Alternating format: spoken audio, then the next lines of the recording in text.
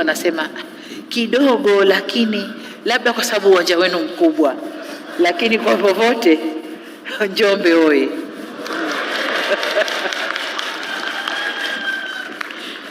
Ndugu zangu, nawapongeza pia wafanyakazi wote mliotunukiwa tuzo leo. Hongereni sana.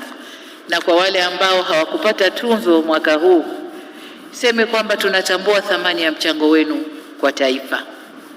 Pongezi na shukrani zangu kwenu wanahabari, wananchi, wasanii na vikundi mbalimbali vya burudani kwa ushiriki wenu mkubwa katika maadhimisho haya. Kwa kuwa ninazungumza nanyi kwa mara ya kwanza tangu kufanyika kwa uchaguzi mkuu wa mwaka 2025, nitumie fursa hii kuwashukuru sana wafanyakazi wote wa Tanzania kwa kushiriki kikamilifu katika uchaguzi mkuu na kukipa ushindi mkubwa Chama cha Mapinduzi ambacho kimeniweka mimi kuendelea kuwa kiongozi wa nchi hii. Ninawashukuru pia kwa kuendelea kudumisha amani, utulivu na mshikamano ndani ya nchi yetu. Ndugu viongozi, wafanyakazi na Watanzania wenzangu, nimefarijika kuona mmeamua kushabihisha maadhimisho ya siku hii ya wafanyakazi na dira yetu ya taifa ya maendeleo kwa kauli mbiu inayosema kazi zenye staha ni nguzo imara kwa maendeleo endelevu katika utekelezaji wa dira ya taifa 2050. Hii inaonyesha uelewa mzuri wa wafanyakazi kwa dira yetu ya maendeleo ya miaka 25 inayokuja. Kauli mbiu hii inaonyesha mwelekeo wetu sahihi tuliojiwekea katika dira yetu kama taifa katika kuyafikia malengo ya maendeleo kwa kutangaza heshima, utu na ustawi wa mfanyakazi. Kama tunavyofahamu, kazi ni zaidi ya kipato, kazi ni utu, kazi ni heshima. Kazi si msingi wa maisha ya mfanyakazi na familia pekee, bali kazi ni uhai wa taifa kwa ujumla. Ndio maana tunapozungumzia kazi zenye staha, tunazungumzia ajira yenye heshima, usalama, kipato cha haki na halali na mazingira yanayolinda utu wa mfanyakazi. Hapo ndipo inapodhihirishwa dhana yetu ya kazi na utu, tunasonga mbele. Kwa mujibu wa viwango vya shirika la kazi duniani ILO, na kwa kuzingatia lengo namba 8 la maendeleo endelevu, zile SDGs namba 8, linalohusu kazi zenye staha na ukuzaji uchumi, kazi yenye staha inajengwa katika nguzo kuu 4. Nguzo ya kwanza ni upatikanaji wa ajira yenyewe. Nguzo ya pili, ulinzi wa haki kazini. Nguzo ya tatu, hifadhi ya jamii, na nguzo ya 4 ni ushirikishwaji mahala pa kazi, yani utatu wetu: mwajiri, serikali na mwajiriwa au vyama vya wafanyakazi. Yameelezwa vizuri na ndugu yangu wa ILO, lakini pia waziri wa kazi naye ameeleza mambo ambayo yanafanyika katika utatu wetu na kuangalia haya mambo 4 ambayo yanaleta kazi yenye staha. Sisi sote ni mashahidi wa namna serikali yetu ilivyojitahidi kwa kiwango kikubwa katika kuzitekeleza nguzo hizo. Tunafanya haya tukiamini kwa maendeleo na ustawi wa taifa letu yana maana ikiwa yatagusa maisha na ustawi wa mfanyakazi. Ndugu viongozi na wafanyakazi, tunaanza utekelezaji wa dira yetu katika mwaka ujao wa fedha 26-27 na tumejiwekea malengo makubwa ya kuwa na uchumi wa dola za Marekani zifikazo trilioni 1 ifikapo mwaka 2050. Hii ina maana kwamba miaka 25 ijayo, tukifika 2050, kwa wale watakaofika watashuhudia Tanzania ikiwa na uchumi mkubwa wa trilioni 1 dola, sio Tanzania shilling. Haya ni malengo makubwa sana, lakini malengo haya ninakubaliana nanyi wafanyakazi kwamba wafanyakazi ambao ni nguvu kazi ya taifa letu, mnayo nafasi na wajibu mkubwa katika kufanikisha utekelezaji wa malengo haya. Malengo haya tunategemea nyinyi wafanyakazi kutoa mchango mkubwa katika kuyafikia. Hivyo niwahakikishie kwa serikali itaendelea kutambua na kuthamini mchango wa kundi hili kwa kuendelea kuboresha mazingira mazuri yenye staha kwa wafanyakazi wote wa sekta ya umma na sekta ya binafsi katika kutimiza safari hii ya maendeleo tunayokwenda kuianza mwezi Julai mwaka huu. Ndugu zangu, nimepokea kwa moyo wa shukrani pongezi zilizoelekezwa kwa serikali kutokana na mafanikio makubwa yaliyopatikana ambayo yanawagusa moja kwa moja wafanyakazi. Kimsingi niseme tu kwamba mafanikio hayo si jitihada za serikali peke yake, bali ni ushirikiano kati yetu wafanyakazi wa umma na sekta binafsi, waajiri na serikali. Bila ushirikiano huo, utayari na nguvu na jitihada zenu, tusingeweza kuyafikia mafanikio tunayoeleza leo hapa. Ni nguvu za wafanyakazi zimechangia katika mafanikio hayo. Hivyo basi, ninawashukuru sana kwa ushirikiano mnaotupatia wakati wote. Wafanyakazi oi! Aidha, naomba mniruhusu nitumie fursa hii kueleza kwa ufupi mambo makubwa tuliyofanya katika sekta ya kazi tunapoanza kipindi cha pili cha serikali ya awamu ya 6. Ndugu yangu Katibu Mkuu wa TUCTA ameeleza mambo mengi, lakini mengi ya yale tuliyafanya kipindi cha kwanza, then tukaenda kwenye uchaguzi, na sasa kuna mambo machache ambayo tumeyafanya ambayo pia ndugu Rais naye aliyagusia.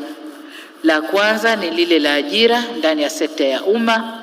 Ajira 1012 tayari zimeshatoka. Hizi ni kwa ujumla mbali ambazo zimetangazwa na watu wanaendelea kuomba. Huko mbele tutakuja kuwaambia ni ngapi. Aidha, serikali imeratibu upatikanaji wa fursa za ajira nje ya nchi kama alivyosema, na vijana wa Kitanzania 7593 tumewapatia ajira nje ya nchi. Mipango ya kutafuta fursa zaidi za ajira nje ya nchi inaendelea ili kupunguza changamoto za ajira kwa vijana wetu.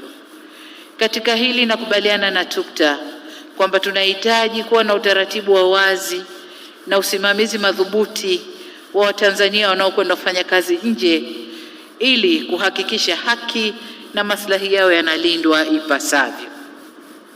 Ninawashukuru TUCTA pia kwa kuanzisha kitengo maalum cha kushughulikia masuala haya. Na hapa nielekeze pia ofisi ya Waziri Mkuu, Kazi, Ajira na Mahusiano kuratibu na kusimamia kikamilifu swala hili kwa kushirikiana na Wizara ya Mambo ya Nje pamoja na balozi zetu. Kuratibu na kuharakisha. Najua kuna maombi mengi kutoka nchi za nje yanataka wafanyakazi, kwa hiyo mratibu na mharakishi vijana wetu wapate kazi nje, lakini msimamie maslahi yao. Jambo la pili ambalo serikali limefanya kama alivyosema Mheshimiwa Rais, kuongeza kima cha mshahara kwa sekta binafsi, na hapa nataka nishukuru sekta binafsi kwamba 80% ya waajiri wa sekta binafsi wameanza kulipa viwango hivyo, na bado tunaendelea kuzungumza na 20% iliyobaki ili nao walipe kima hicho cha chini cha mshahara. Nawapongeza kwa hatua hiyo, kwani huo ndio mwelekeo tunaotaka ili dhana ya kazi yenye staha isibaki kuwa nadharia, bali iguse maisha ya mfanyakazi kwa vitendo.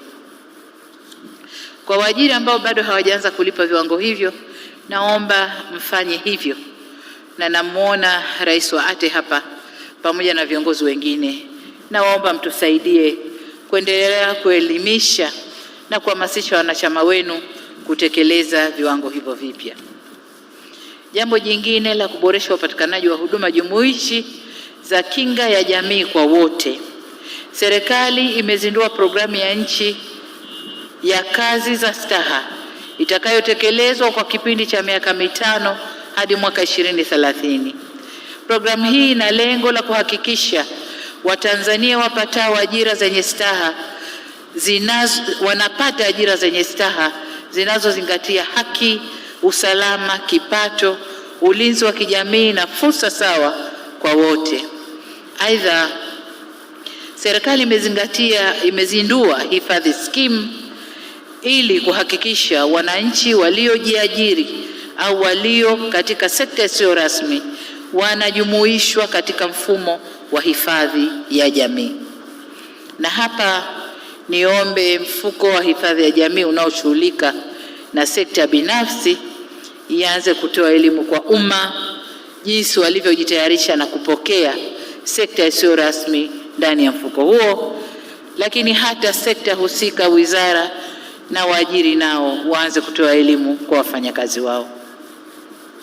Jambo jingine lililofanywa na serikali ni kukuza kazi zenye staha au ajira zenye staha kwa kutoa shilingi bilioni 200 kwa vijana ili kudhamini na kupeleka mitaji kwa kampuni changa ili kampuni zile zikue na ziweze kuajiri vijana zaidi au kuanzisha kampuni mpya za vijana zitakazoweza kuleta ajira zenye staha.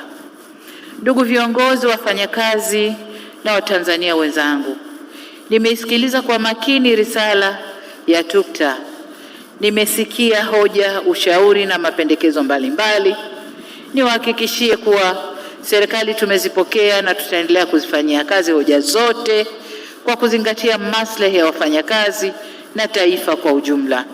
Lakini niwapongeze, katika hotuba ile mmeisemea serikali kisawasawa. Yale mazuri yote yaliyofanywa wafanyakazi yamesemwa kisawasawa, na hili linabainisha kukua kwa ushirikiano, kukua kwa mahusiano, na ndio maana wizara yenu nikaongeza na neno mahusiano, kukua kwa mahusiano baina ya waajiriwa, wafanyakazi na serikali, na ndio maana sasa lugha hazigongani baina ya serikali na wenzetu wale wawili. Katika mchakato mliobainisha wa kuridhia mikataba ya shirika la kazi duniani, napenda niwajuze kwa serikali inaendelea na taratibu husika kwa kushirikiana na wadau mbalimbali ili mikataba hii itakapokamilika ilete tija na manufaa kwa wafanyakazi na taifa kwa ujumla. Kuhusu ushirikishwaji wa wafanyakazi, tutaendelea kusisitiza majadiliano ya pamoja mahali pa kazi kama msingi wa mahusiano bora kazini na kuimarisha mazingira yatakayowawezesha kushiriki kikamilifu katika maamuzi yanayowahusu, hususan katika sekta binafsi ambako bado kunahitaji nguvu ya ziada. Ndugu zangu, serikali imeanza kulipa na itaendelea kufanya hivyo. Imeanza kulipa malimbikizo ya madeni ya hifadhi ya jamii, posho za likizo na uhamisho, pamoja na malimbikizo ya mishahara. Tumeanza kulipa na tutaendelea kufanya hivyo kulingana na tathmini inavyoendelea. Hatuletewi tu madai tukalipa hapo hapo. Lazima tutathmini, na yale yanayothibiti kwamba ni madai halali tumeanza kulipa na tutaendelea kulipa. Hoja nyingine zote, ndugu zangu wa TUCTA, tumezipokea na ninaelekeza ofisi ya Waziri Mkuu Kazi, Ajira na Mahusiano kwa kushirikiana na TUCTA na ATE na wadau wengine kuzifanyia kazi na kuzipatia ufumbuzi, sababu lazima tuzifanyie kazi kwa pamoja, sio serikali peke yetu. Na ni imani yangu kuwa panapo mazungumzo haliharibiki jambo. Kwa waziri, vuta wenzio mzungumze, zifanyieni kazi hoja hizi moja baada nyingine ili mzimalize na tuende. Najua kwenye kazi, kwenye mahusiano, hoja zinaibuka tu. Tumalize hizi, tupokee nyingine, tuendelee kuzifanyia kazi. Ndugu zangu, tunapoangalia mustakabali wa taifa letu na kwa kuzingatia mwelekeo wa mabadiliko ya siasa na chumi za dunia unavyoweza kuathiri ulimwengu wa kazi, ni lazima waajiri na wafanyakazi tujiandae ipasavyo. Kama mnavyosikia duniani huko, mabadiliko ni makubwa. Kuna mambo yanaendelea huko ambayo kwa vyovyote vile yanaathiri chumi za dunia nzima, na hasa sisi nchi zinazoendelea. Kwa vyovyote vile lazima tukae kitako, tujitahidi au tujitayarishe kukabiliana na hali jinsi inavyobadilika. Na hili nataka nililathibishe na yale yaliyosemwa na bunge lilipopita hapa, kwamba huko hayo mambo yanayotokea yanaleta ugumu wa maisha. Serikali ina mpango gani? Nataka niseme kwamba ule ugumu unaanza serikalini kwanza, alafu ndio unakwenda kwa wengine. Kwa hiyo kwa ugumu huo serikali tunaendelea kufanya majambo na kuhakikisha kwamba wananchi wetu ndani ya Tanzania watabaki na kiwango hiki cha maisha tulicho nacho, au ikibidi mambo yakiwa mazuri, mambo yawe mazuri zaidi, lakini tunajitahidi tusirudi chini kutoka hapa tulipo. Kwa upande mwingine, maendeleo ya kiteknolojia na mifumo ya uzalishaji vinaendelea kubadilika, na ajira zijazo zinahitaji ujuzi, maarifa na teknolojia mpya. Hivyo basi, serikali na sekta binafsi tuna wajibu wa kuwekeza kwa makusudi katika elimu, maarifa na ujuzi kwa nguvu kazi yetu, ili iweze kuhimili na kumudu ushindani wa soko la ajira la sasa na la baadaye. Sisi serikali tutaendelea kuimarisha mikakati ya kurasimisha sekta isiyo rasmi ambayo inaajiri mamilioni ya Watanzania, sambamba na kuimarisha mawasiliano na ushirikishwaji wa makundi hayo katika masuala ya kazi na maendeleo ya taifa. Ndugu zangu, ninapoelekea kuhitimisha, niendelee kusisitiza wajibu wetu katika ujenzi wa nchi yetu. Sote kwa pamoja hatuna budi kushirikiana, kuaminiana na kutanguliza maslahi ya taifa letu. Ninawahimiza tuendelee kufanya kazi kwa bidii, kwa uadilifu na kwa weledi ili kujenga uchumi imara na ustawi wa jamii. Serikali itaendelea kuboresha mazingira ya kazi na maslahi ya watumishi kwa kadri uchumi utakavyoruhusu. Tutaendelea kuchukua hatua zaidi za kuimarisha ustawi wa wafanyakazi, na kwa hivyo ndugu zangu, chapeni kazi, serikali ipo.